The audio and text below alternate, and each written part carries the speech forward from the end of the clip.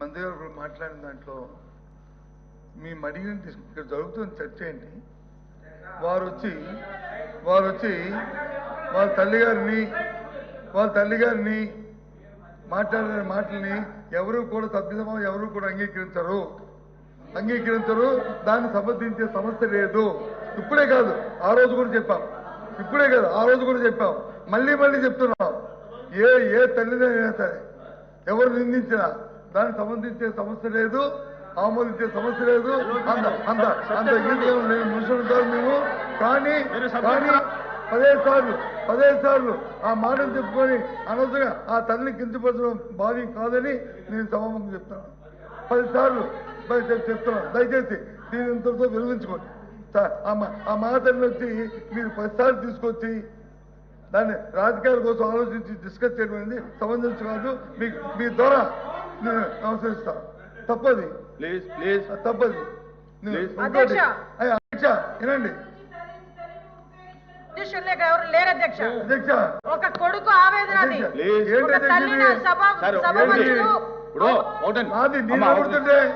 ఇది ఇప్పుడు ఈవేళ షార్ట్ డిస్కషన్ ఏంటి? మీరందరూ మాట్లాడేది ఏంటి? జరిగేది షార్ట్ డిస్కషన్ ఏంటి? సబ్జెక్ట్ ఏంటి? నా అమ్మా కూర్చో. ఎల్ఓపి గారు జరిగిన విషయం చెప్తాను. ఇప్పుడు మంత్రి గారు అడిగారు. మంత్రి గారు కూర్చోమ్మా, ఇబ్బంది కదా చెప్పు సార్. చెప్పరు. నేను మాట్లాడి కూర్చోండి. మాట్లాడితే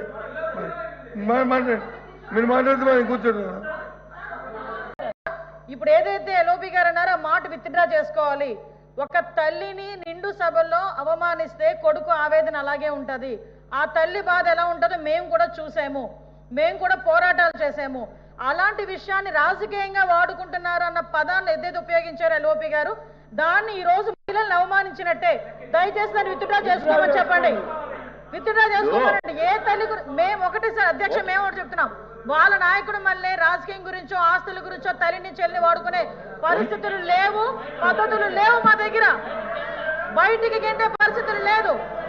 ఒక కొడుకు ఆవేదన అధ్యక్ష, అది దాన్ని రాజకీయంగా వాడుకుంటున్నారు అన్నవేంటి అధ్యక్ష? ఆయన రాజకీయంగా వాడుకుంటామని అన్నవేంటి? ముందు క్షమాపణ చెప్పానండి, ముందు విత్డ్రా చేసుకోమనండి. రాజకీయంగా మేము ఎందుకు వాడుకుంటాం అధ్యక్ష? వాళ్ళు మాట్లాడారు మహిళలను అవమానించారని. ఏ మహిళ అవమానించారు లోకేష్ గారు? ఇప్పుడు ఈవేళ జరిగేటటువంటి చర్చ ఇండస్ట్రీస్ మీద జరుగుతూ ఉంటే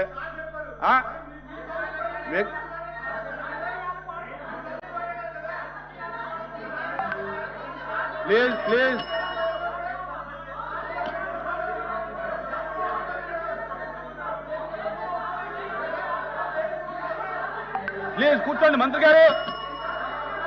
గారు కూర్చోండి. ప్లీజ్ శ్రీరామ్ దయచేసి కూర్చోండి. ఎల్ఓపి గారు కూర్చోండి. దయచేసి కూర్చోండి అధ్యక్ష. ప్లీజ్ కూర్చోండి. అధ్యక్ష కూర్చోండి. ప్లీజ్ కూర్చోండి. అధ్యక్ష మళ్ళీ చెప్తున్నాం. ఆ వారు మాట్లాడిన మాటలు, మీరు మాట్లాడిన మాటలు రికార్డుని వారిని చూసుకోమనండి. నేను మాట్లాడిన మాటలు కూడా ఆయనే చూసుకోమనండి. ఏవి తప్పు అనుకుంటారో, ఏ సమంజసం అనుకుంటారో అది వారికే నేను విడిచిపెడతాను. ఏ ఉంచాలో రికార్డులో, ఏవి తొలగించాలా, వారికే ఇస్తున్నాను. నా తరఫున నేను మాట్లాడిన భాషలో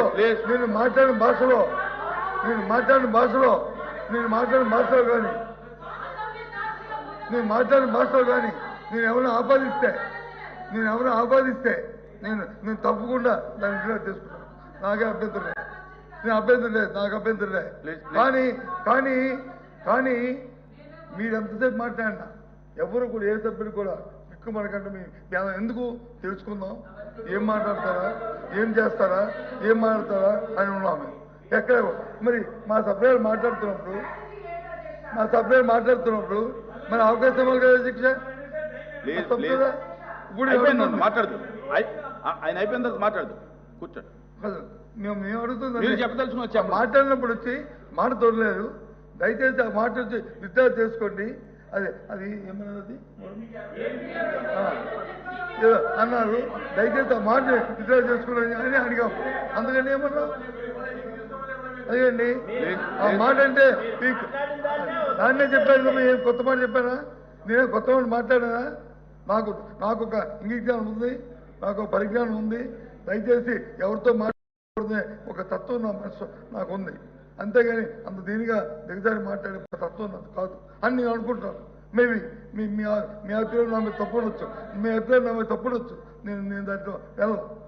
అది మీ ఇష్టం, అది మీ ఇష్టం. కానీ అధ్యక్ష, కానీ సభ అనేప్పుడు ఉందాగా ఉండాలి, సభలో ఉందాగా వెళ్ళాలి. ఇది పెద్దల సభ కాబట్టి భాష మీద పట్టు ఉండాలి. దయచేసి ఆలోచన మీకు అది రికార్డు చూసుకున్న తర్వాత మీరు డిసైడ్ చేయండి. ఇప్పుడు చర్చ జరుగుతుంది, పరిశ్రమ మీద, దీని మీద అయిపోయింది సభ్యులు. నెక్స్ట్ ఎవరు మనతో మాట్లాడమని ఆ తర్వాత నేను మాట్లాడతాను చెప్పండి.